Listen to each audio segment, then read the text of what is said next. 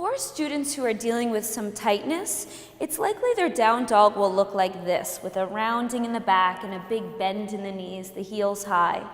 For these students, you can assure them how high the heels are off the floor, how bent the knees are, is unimportant.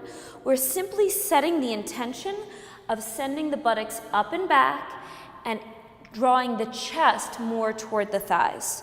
How much the student will physically move in space at the beginning is not so important.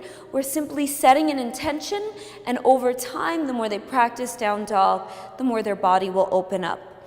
All right, so the idea again is pressing the thighs back, obviously instantaneously. Not everyone's going to have that much change in their mobility, and the chest more toward the thigh. Keep it simple.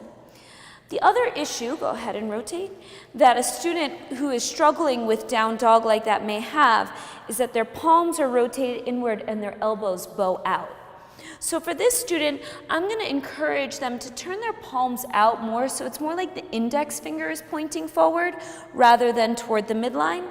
And then the direction would be to hug the triceps in, which Rachel's already doing.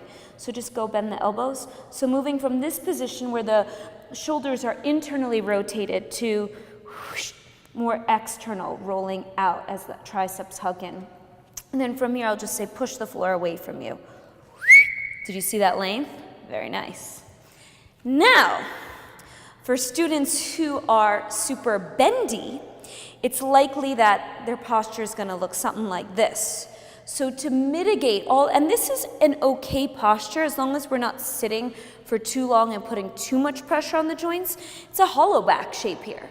But for getting toward the more stable position, which would be potentially eventually a handstand, straight up and down, we would want to press the front ribs to the back body. So we want a straight line of energy from the hands to the hips.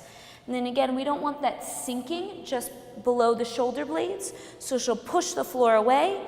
Nice. So there's that liftedness. And then from here, go ahead, send your butt up a little bit. For people who are really flexible in their hamstrings, the sit bones can continue to reach up, which is an option, but an option to balance out all that flexibility is a little tug of the tailbone and reaching the sit bones more toward the heels. So this would be a nice position to be in if we wanted to transition toward handstands. In down dog, when the feet are hip width apart, it can be more pleasant for the low back, but the feet can be together as well. We want to think of the outer hips or thighs hugging to the midline while the inner ankle bones lift. So that's lifting the inner arches of the feet. Often, as students think of lifting the inner arches of the feet, they can roll toward the pinky toe sides of the feet. So to mitigate that, ankles hug to the midline. Oftentimes also students will have their heels closer together and the balls of their feet pointing apart. So you can instruct the students to look back and see that the ankles disappear behind, or that the heels disappear behind the ankles.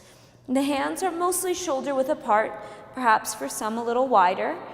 Students with carrying angles, their arms will look a little different. It'll have kind of an hourglass shape, but that's fine. That's the natural shape of the arm. It's just students who have hypermobility, you want them to bend the arms enough so that it looks straight, and then the hands are pushing the floor away, and the palms are grounded same way that they would be in plank pose. The triceps are hugging in, the front ribs are engaged. You know the drill.